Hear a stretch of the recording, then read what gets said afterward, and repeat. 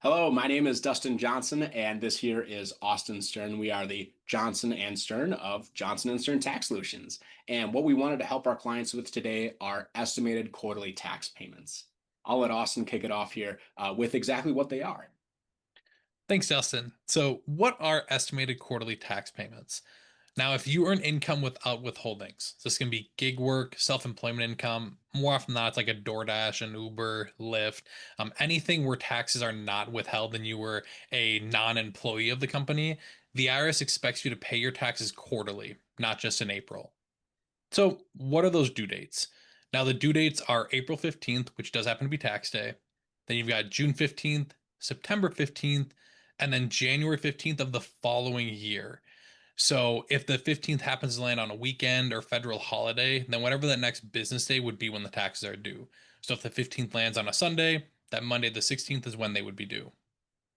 And just to also go off of that first point, these are a couple of items like gig work or self-employment income. But realistically, if you have any income that doesn't already have withholdings that are being sent to the IRS, for some instances, we have clients that have large gambling winnings that they don't withhold taxes for, or we have clients who have Social Security income that they don't withhold taxes for. Any other type of income where they're not automatically withholding that tax and sending it to the government, this is a way for the government to have that income in some kind of normal fashion throughout the year. Otherwise, they do tack on a penalty, which we'll talk about here in a second. Now, who needs to pay them and why does it matter? So if you expect to owe $1,000 or more in taxes in the year, so let's say you maybe even have a large W-2 and your tax bill is 3 grand for the year. Moving forward, you're going to want to make those estimated quarterly tax payments because the IRS wants you to.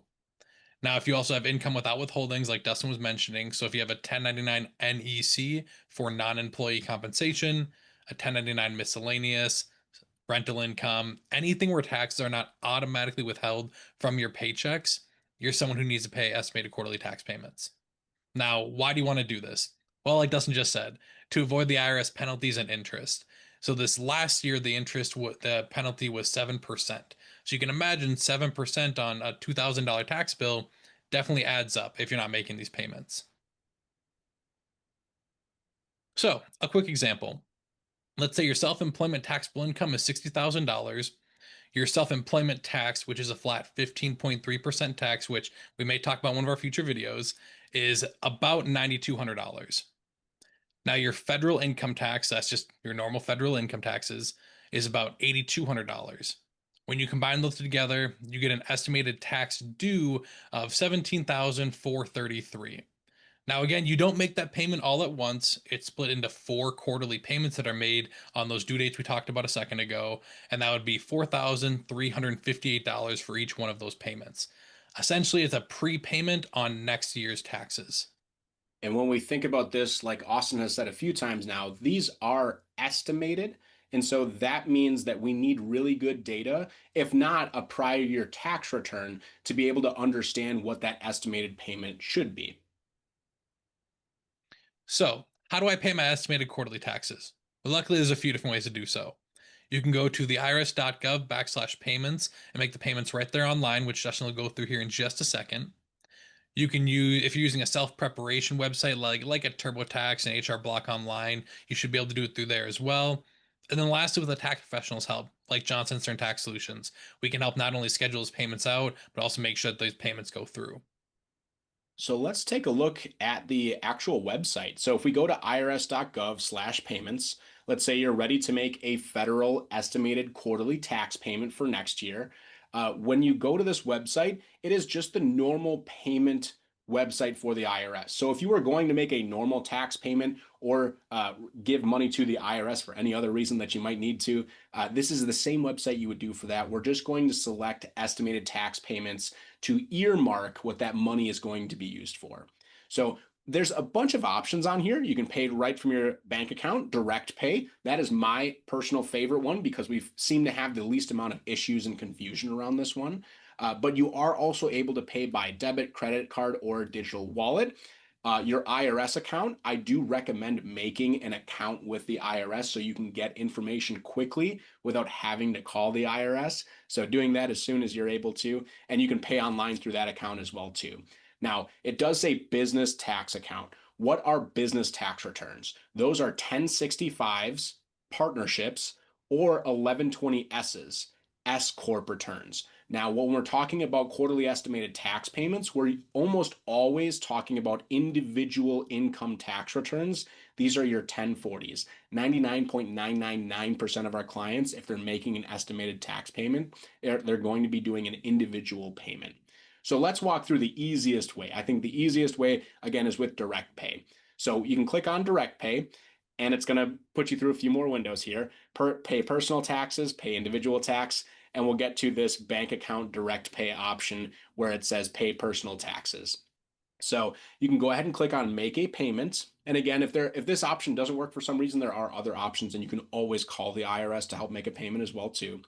But you'll see it brings you to this really nice direct pay form where it asks you for the reason for payment. And when you click on that drop down, you'll see all the different ways that you could send money to the IRS and what they might be for. Now, we're today looking at an estimated tax payment, an estimated quarterly tax payment. And it's automatically going to pop in these next two items because that's all it can be used for, is for your 1040, your individual tax return, and for this next year's taxes. We're currently in 2025. Next year, we will finish and file 2025's tax return. So again, we're prepaying in these taxes that we already have estimated that we're going to owe. And when we click on continue, the next page, sometimes people do get tripped up on this. They're going to use a tax year for verification. All they're doing is verifying your identity. So you'll see on the drop downs, it does not have 2025 because we haven't filed this year's tax return yet. So you can use any prior year tax return, and what you'll do is reference the data that was on that tax return. So 2024 tax return, whatever filing status you were, and then filling in your personal info just for verification reasons, just so that they know it's you. On the next several pages, it'll allow you to put in whatever number you want to prepay in for your taxes and allow you to finish and file that.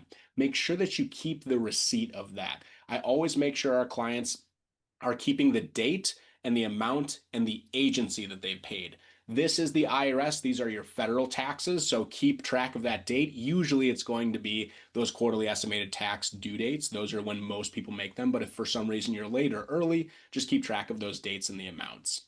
Now, again, why is it important to do this? Well, the quarterly interest rates are published by the IRS every single year, and they do change every year. You can see down here there's a couple of different ones. But this year's current quarterly interest rates, if we take a look at underpayment, which means, hey, we didn't pay in enough taxes throughout the year, you can get slapped with a 7% interest rate charge, which shows up on your tax return, and you end up paying that in just because you hadn't paid in quarterly. The IRS really wants their money in some form of consistency, so quarterly is good enough for them.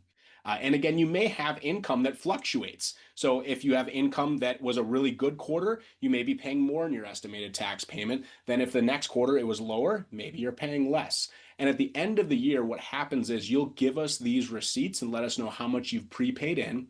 We'll match that up on your tax return. And then if you've overpaid your taxes, now you get a refund. And if you've underpaid them, you'll just pay the difference come tax time. So really simple process, and also something you can do for your state as well too.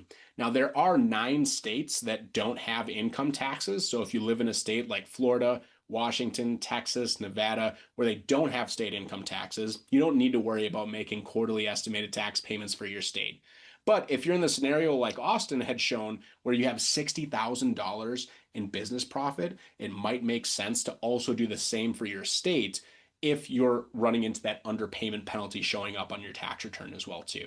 So every state's going to be a little bit different, but I'll just walk through Wisconsin since we're in Wisconsin, and this is one of the easiest states I think to also walk through as well too. So most of them you can click on like search for pay my taxes or just look for an online services. Most Department of Revenue websites, which is all you need to look for, is Department of Revenue for blank, insert your state there, and you'll find the right website. On their online services, they usually make it pretty simple to make a payment. So it's going to be very similar to the IRS's website, where we're just finding the general form to make any kind of tax payment. The tax payment, again, will be for individuals. And a lot of times you're just going to go ahead and make another, I have another tab open here, another tax account with that agency. So with the IRS, or rather with the state of Wisconsin, it's called a My Tax account where you can sign in and go ahead and make that estimated tax payment. They also have tools like an estimated tax payment lookup as well too, where if for some reason you didn't keep track of those receipts throughout the year, instead of having to call them and wait on the phone to get the information, you can just go ahead and get it from your tax account as well too. So thank you so much for watching our short video here on how to make estimated tax payments. We appreciate you being clients of ours. And if you're not already, feel free to sign up at johnsonandstern.com.